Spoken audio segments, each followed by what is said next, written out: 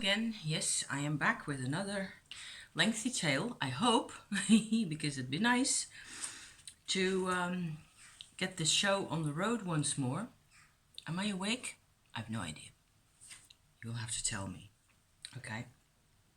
I just did the little tiny vlog about the mushrooms being shredded into the wax. This is what that actually looks like. Let me go out of focus so you can maybe get a focus of what that looks like. And on the other side it says boletus. Okay, why do I do this? You can't maybe I should say from the other end, it is easier to tell the difference between the energy or vibration nature of such products or natural occurring produce. If you make something like this where you can, it's actually one way of learning to activate those areas inside yourself that figure out the distinction, to get to learn energy work. I still think that's fairly clever. If you have three completely different types of product, for example, let's just say a dried mushroom like this, an essential oil mixture, and maybe some very small rose quartz, for example, and you stick those, all three of them, in a similar bottle in this beeswax mixture or some other type of agent where it will be in suspension, because that's the idea really. Then I learned this where I used to work back in the day for an incense company. We were very much into working with energy products in all sorts of types and styles, and the company made some of those as well. Some of these types of energy products that really are, they're all in the same types of vials or bottles, and you can carry them around with you. So that's fantastic, right? That's where I learned to approach the field of energy work in this rather practical manner. And so for me, I'm used to this type of work, so it's really easy for me to kind of get a sense of what this boletus mushroom will what's its nature really. So not really yet at this point. I can sort of tell that it is very sympathetic to me. It's a kind of vibration that suits me rather well. So I could go into this, but what my plan is really is also to make similar vials using even the flycap mushroom, which I learned recently on Facebook, somewhere in the corners of the witchy Facebook community, that you can use flycap mushroom as incense, which I am going to try right away. As soon as they come up out of the ground and I find them, I'm going to harvest me a few of those. Taking care, yes, not to, and poison myself or go off into cyberspace or hyperspace, whatever, as it turns out, whatever that may be. I will look, I'll be sure to, I'll be careful.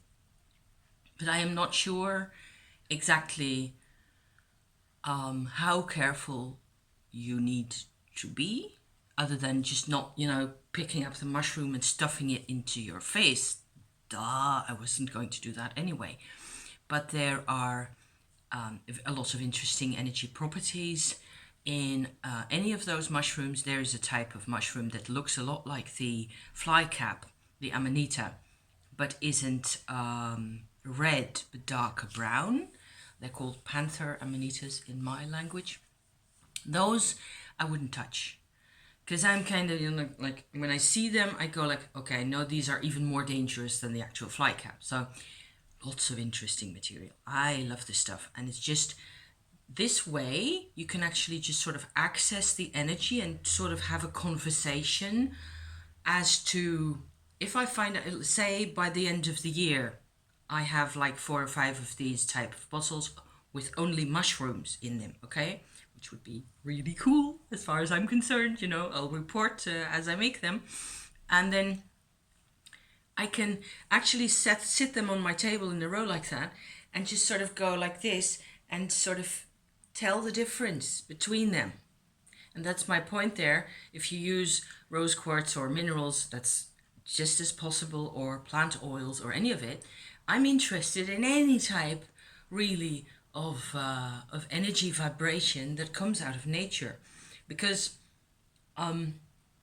what you do really is you manage to sort of solidify the vibration in a flask, in a bottle for yourself, and keep it for many years even, because this will stay good for many years, especially the dried mushroom, of course, they'll keep anyway for quite a while. I'm going to have another go at this also with a type of little wild orchid that grows along the canal over yonder in the hundreds. So I'm not worried about the ecosystem at all. If I harvest 3 of those branches, I'm not worried, because they're all over the place. And they make, I don't know the name, because I didn't know I was going to talk about these as well. They're so pretty. They're like, can I show you an image? No, I can't, because the bag that contains the image is on the other side. Never mind. It's an orchid that grows. We call them wasp orchid in this language, and they grow, as I said, along the canal and in gardens, really naturally wild. They come up and they make huge, big, long stalks, about maximum 40 to 50 centimeters, I think, tall, where they put out little buds that open up into these really little pretty flowers. They're kind of a mixture of green and white with a bit of purple or reddish tint added on. Sometimes depends on the location, and I don't know, maybe it's a subtype or a subspecies of some kind that produces different tints really. And what's special about this orchid is that they got these like little petals going up and sideways like that, and there's a big petal out the front, and it's like a cup really, and it looks like it's got a little dab of strawberry jam in there in this little cup, and that's what they all look like. So what they do is the stalk actually opens up like 3 or 4 of these at a time every day for a month or so, and then the flowering sort of part of the stalk goes up like this, and down you get the seed pods, okay? And up there you will have buds, and somewhere in the middle are the actual flowers, and going downwards you get, as the season progresses, more and more of those seed pods. So I'm thinking now that it would be really cool also to harvest both the buds, the flowers, the actual open top level flowers for a bottle like this, and maybe the seed pods separately as well after, maybe a month later or so, because that's a different energy again. And that would be a proper test for my high-end sensitive person, to sort of whittle out for myself the difference between those 2 vibrations, between the vibration of the flower as it is, because I like them so much. I love them. They're so pretty, and orchids are special, aren't they? I know that there is wild orchids all over Europe, often teeny tiny ones like these, because the flower I just described, they're yay big. They're less than a centimeter. I don't know how much that is in inches, a quarter of an inch, something like that. And they're complete and perfect, and they've got all this good stuff going on and all these beautiful little patterns and general happiness. So plans for that, definitely. I may even go and do some checking today at the canal with husband when he comes home later on to see whether we can find some of those, because they should be all over the place. So I did the Boletus, right? I think it's actually last year, or at least 6 months ago, or maybe more, that I did one that contains weed. So we're in Holland, right? So weed is sold over the counter here. I use this sometimes to sleep. It's Excellent. And there's an absolute huge difference in vibration between these two. So it would be cool if you would be able to tell over there where you are that there's actually this makes you like, I don't care about anything in the world anymore, you know? That's what weed does, for me at least. It's like, what you so worried about, you know? Just let it all plunk down and just, it's a great relaxer, great for the muscles, great for the nerves, for the all what I tend to do, you know, I'm over 50, so my toxins are all over the place normally. Great stuff for circulation. It's one way of using the same little blob of weed for ages and not, you know, you're not really consuming it. It's not gone afterwards. I can use this again and again forever, as long as I know, you know. Maybe at some time it'll go bad, but it's dry. This is dry, so you have to be careful about that. I don't know. I suppose the orchids that I'm going to harvest will also need to dry before they go into the actual thingamajig. So there you go. That was my part one, really. Energy work happening on these fronts. I was also thinking about harvesting some flowers of the potatoes that are in the fields in flower at the moment, because that's yet another completely different vibration, and I'm completely in love with potatoes. Not so much with potatoes as with the plants, and because when they're flowering, I'm sensitive to that stuff because I've paid attention to this for a couple of years now, and they smell really nice. They smell like honey, and the bees are all over. Good stuff, right? So who knows? Who knows what else we may come here. So there was another thing that I wanted to share that I have no clue really where exactly this is going to go.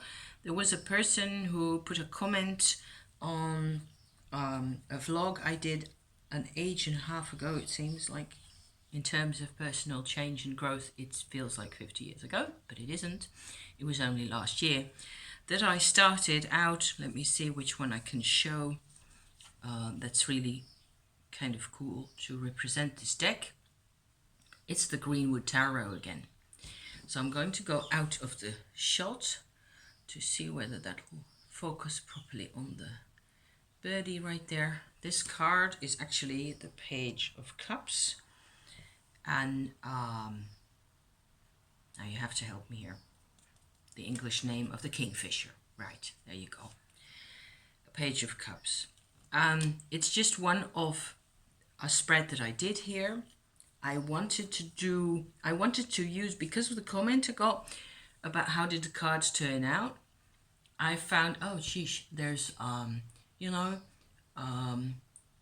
think I did a vlog at one point later after that video where I certainly showed this bag that I made for the Greenwood Tarot to live in. That's a deck that you can't really get anywhere other than, you know, for $1,000 or something, but there are PDFs to be found online, and this is what it looks like when I printed them out as usual and stuck them on cardboard. I know there's people out there who like that, because that video about the first 2.5 minutes or so that I did about the Greenwood Tarot, are they upside down? No, I don't think so. That's the Two of Stones, so that's upside down, right? So that'll be the Two of Pentacles, I think. I'm not even sure anymore about because I don't, it's difficult, right? When they put stones instead of pentacles or swords, or what is it? It's not so easy. This will be the Eight of Arrows, Eight of Wands, Eight of Swords, I think. That's what that looks like. So there's lots more. Anybody interested in the Four of Wands in the Greenwood Tarot will already know about this deck. But they're so pretty. Some of these images are just to die for. Oops. If you're into, nature, which is the link, of course, with all the energy work and the vibration stuff. I'm going to go out of phase. again, so maybe you can see. It may be a bit dark during this video because we're going to get a lot of rain. In the west of the country it's already raining, and they promised us thunder and lightning, so there they will be. So what I did, basically using the Greenwood Tarot again, because I haven't used this a lot because it's a different system and it's not possible at all, I think, to sort of extract your way back to anything remotely similar to a Rider-Waite. Balance. There's all sorts of different names. It's even I wrote not down the names of the name of the drawing, okay, of the card on them, like it says balance here. I don't have a clue which one this is at the moment. It may be justice or some such card. It's not easy. So lots of animals, lots of here we have judgment. Look at that. Polar bear and a burial mound behind him and some stones in front of him. There's actually the entrance to the burial mound. That looks amazing. And it's full of pagan details. If you want a pagan European, basically 3/4 European, I think, pagan deck, this is your friend. This is the backs that I made just using red ochre stain, really. So a gorgeous deck, and I decided that I was going to do a Celtic Cross, I should say, spread that, like I talked about during the week somewhere, that my husband thought up for himself last week. In, you know, where am I coming from, where am I placing myself, what is happening to me, etc. Basically a sense of it's more or less this type of Celtic Cross will, I think, at least that's how I'm using it, provide me with a still image in a moving process. So one moment captured, okay? And the process I'm interested in is my kind of process with all these essential oils, with the plants and the other natural growth around me. And so I want to know a bit more about how I feel with respect to that. So as it tends to happen, this spread actually works in different ways. It's like a 3-way activity, because if I were to do this spread as it is now, or using a Rider-Waite, or, you know, some very, very set type of tarot, I would get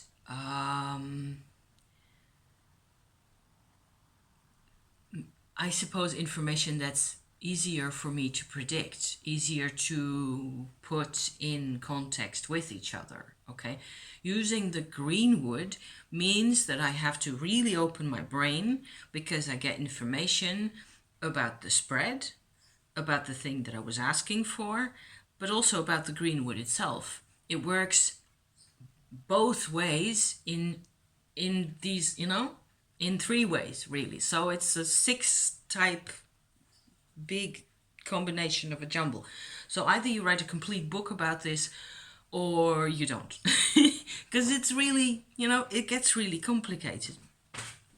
What strikes me about my spread, first of all, what I did was I shuffled a couple of times until that felt comfortable. Actually, this is how much of a deck there is, plus what I've got in the spread here. So about, you know, this much. What I tend to do is cut it in half, shuffle those like so, and then shuffle the other half, and then do a couple of cuts like that, back and forth. And I don't worry about reversals because they will flip over anyway, so that's fine.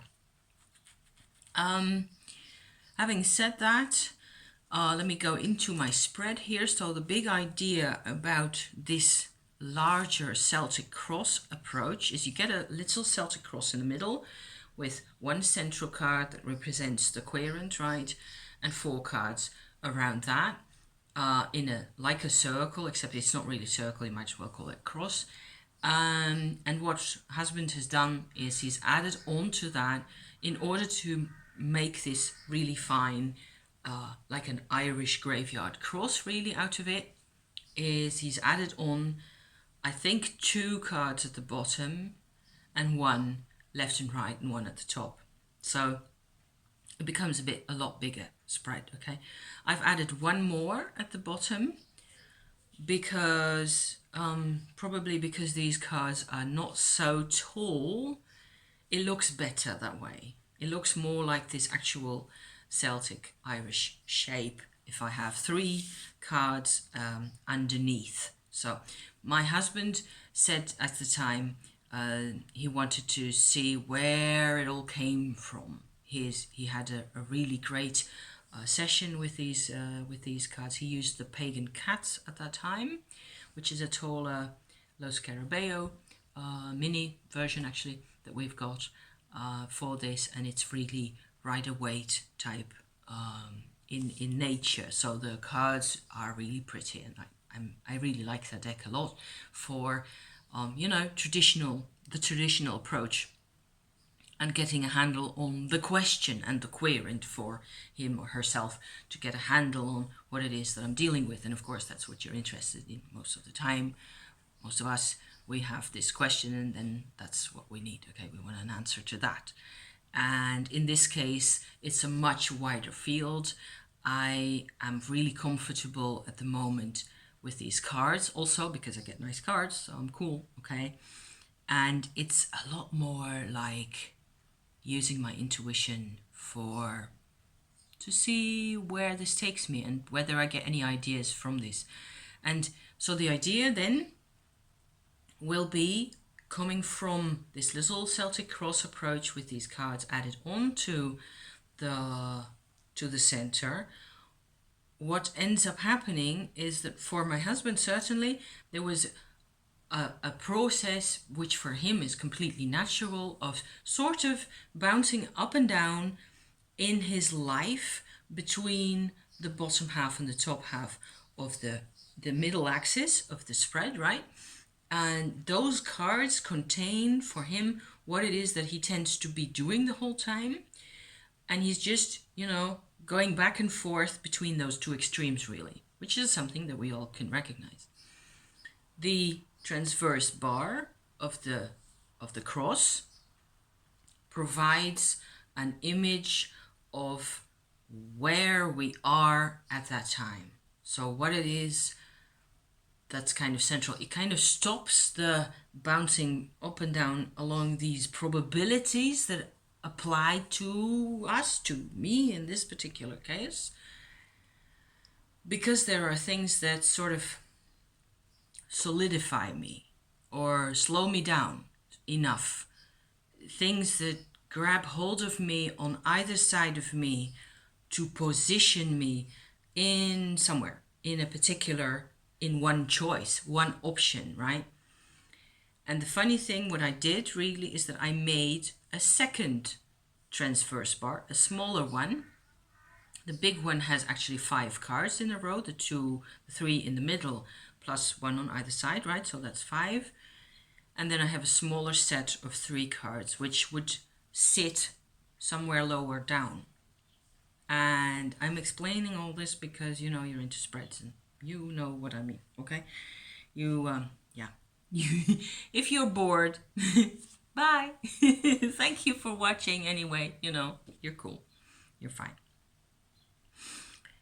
So I did all this with respect to my, to get an image, I suppose, of my relationship with all this plant stuff, all these oils. I keep ordering interesting essential oils online. I found a couple of, you know, websites and shops and things where there's one that actually sells an absolute, that's a really strong, really complete extract, essential oil extract of a black poplar bud.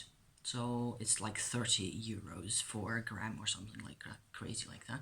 But I might still spend some birthday money on that. You know, that's the type of, I go, ooh, that's just gonna be so, you know.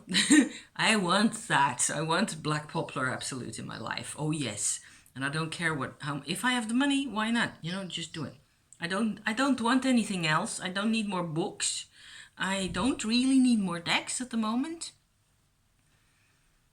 And you know, so I will try to be smart about this, I promise. I don't spend 200 euros on 1 gram of a thingamajig. I don't, but 30, who knows? We'll see.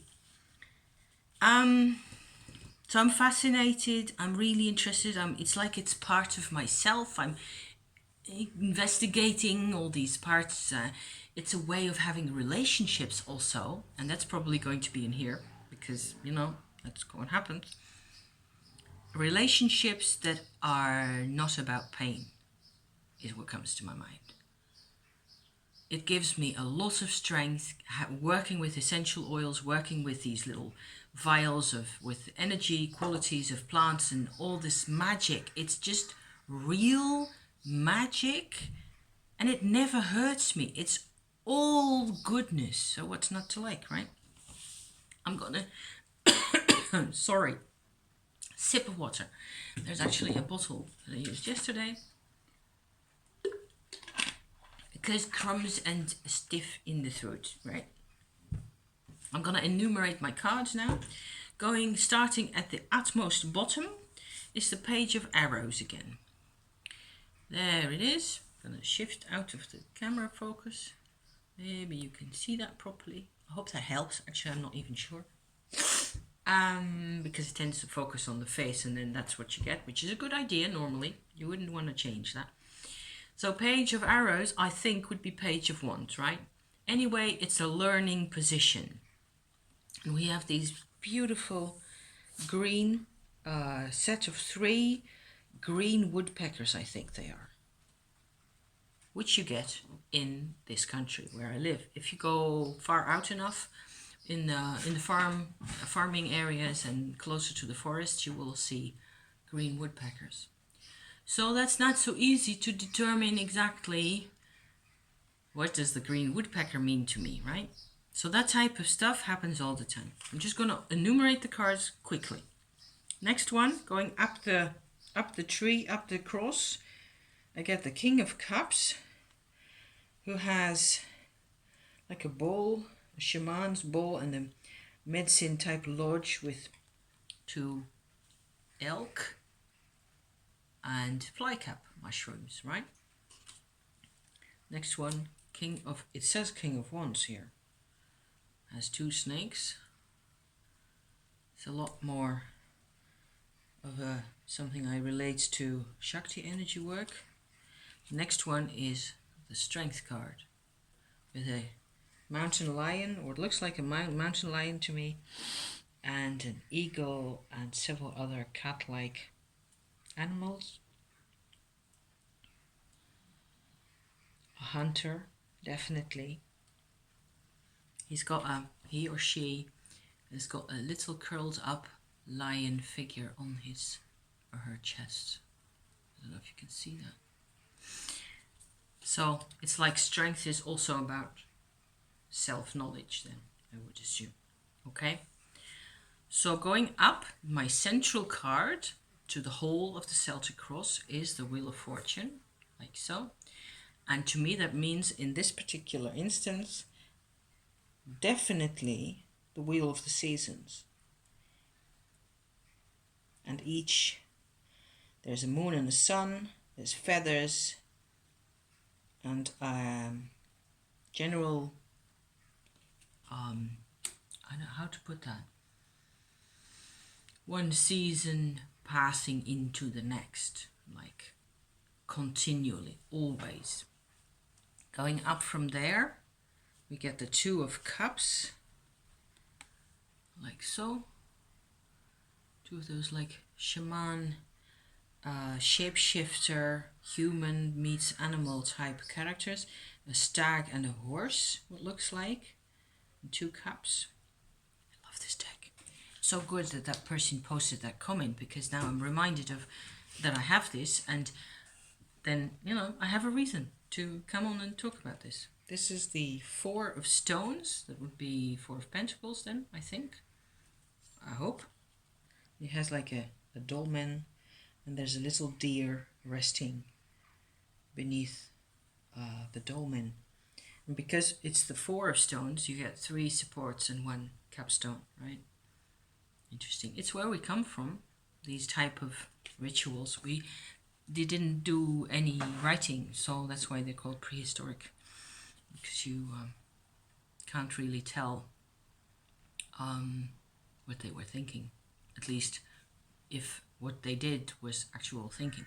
We do a lot of visiting of prehistoric and Stone Age or Bronze Age sites in when we are traveling. That's always something that we like to do, because you know, very peaceful and interesting, and somehow good vibrations.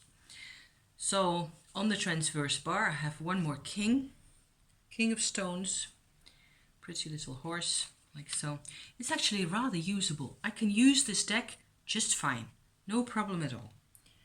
And on the outside edge, the Fool, like a butterfly, green bodied winged character. On the other side I get the Archer, whatever that may mean exactly, with 2 dogs. And I get the Two of Cups. May look a bit scary at first, like it chops his head off, but it's actually supposed to be a silver beaker, a silver cup in the shape of a deer head, like that, like the Ace of Cups. And I like the symmetry on these either ends between the Fool and the Ace of Cups, because one thing I can say for sure about this spread and about the way I look at my natural, all my natural things and all my little friends here, is that innocence and purity have everything to do with how I do this work. All I want to do is be receptive. So that's amazing. That's something that I was kind of aware of, but I didn't think that was so special. Turns out that these innocence and purity are the tools. Yay. Yay me. Yay us, I think. Because I think witchcraft really is about that. So the little transverse bar that I made, that kind of came out, rolled out of the picking out of the cards, has the Four of Cups in the middle. There's just a person sitting, waiting to see when something exciting will happen.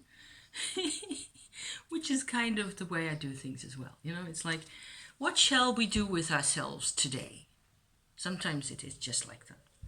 And on either side of that, I get the Shaman and the Page of Cups that I showed you at first. So being interested in things, but also having this need. I think the Page of Cups suddenly becomes clearer to me that it represents my need, my own need for being in alignment with myself, you know. Husband's calling me. I have to. Okay. You done? Yes, you're done. Thank you. So, am I 30? What? Something like that. He's coming home, I think.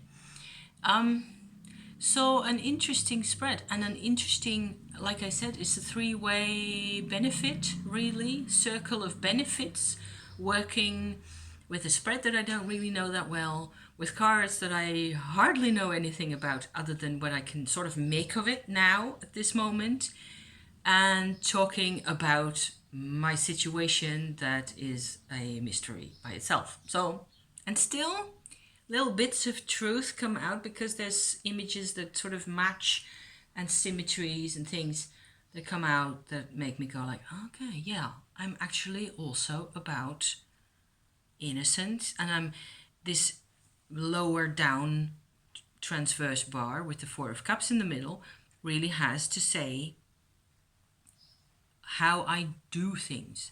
Okay, to me that second bar is about how I go about actually deciding to make a beeswax mixture with mushroom in it, with boletus in it, or with You know, not just the ideas, but the actual activity is sort of me trying to meet a need for myself that is represented by the Page of Cups. A need that I have for expansion, feeling good, feeling better about things, learning new things. What better guide in the witchy process than a Page of Cups? And he's a kingfisher. Wow. I mean, I'm actually surprised at how cool this is.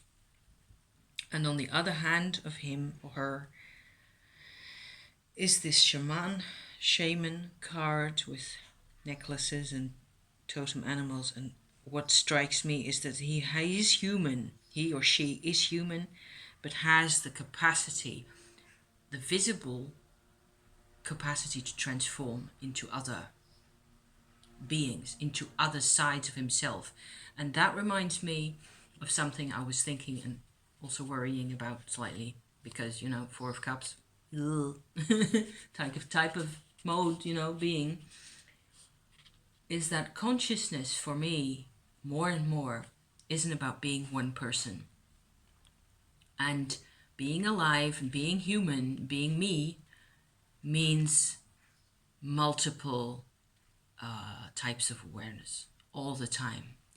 And one interesting thing that struck me, and that's going to be my final note for today, is that with every part of ourselves that we excavate through this work, that we get at and finally manage to come into contact with, like baby awareness, like you name it, you know, other parts of you, the parts in a relationship, the parts outside of a relationship, the part that has a relationship with the moon, for all I care. You know, there's all these facets of us, and what distinguishes them, the facets, I mean, is that they all speak a different language. That's how I look at it now. So if I have, like, I have been, you know, chatting with people during this past week, people that I used to know, that I haven't seen for quite a number of years. And it's also been work related. So yeah, some of it was a bit, you know, interesting and sometimes a bit stressful even. And also a lot of fun to see those people again. And one of my basic sort of conclusions that I came to during the week was how much fun to me that I know so many different people nowadays, because I really do know them. And with what I find is with each of these different people, I kind of use a different part of myself to come into contact with that woman or that woman or that man. In each case, it's not like I am fragmented necessarily, not anymore.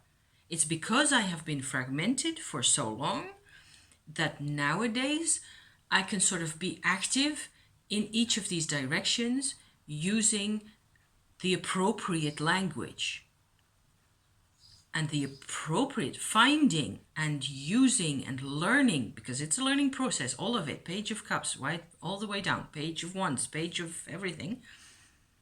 Finding the right language to speak to these people is kind of natural for most of us. It's also not necessarily something you start off with knowing, okay?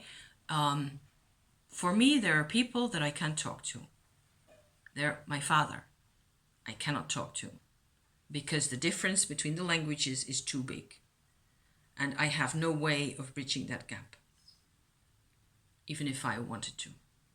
And yes, sometimes you would want to. Sometimes you would want to speak to this person, maybe even call them out, say, look, what did you think you were doing all those years?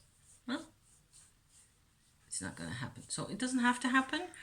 I can see my relationships now as enriching to all of us, really. And what I'm doing here is useful and I am enjoying every day. So that's the plan, because if I do that, then all this turns back into investment into my learning process again. That's cool, right? So that's why I don't do toxic things anymore with people. Like, for example, with my father, it would turn out to be toxic again, because too many years. At some point, you have to sort of sever the bond, right? Or just make up your mind that this isn't going to be useful anymore. And then put your energy into a relationship that does this for us. Make us new again, make us fruitful, make us generous, make us interact where it really makes a difference. So, on that happy note, I'm actually going to leave it. And I thank you so much for being here and for watching me talk. And yeah, mystery, endless mystery. Thank you. See you soon. Bye bye.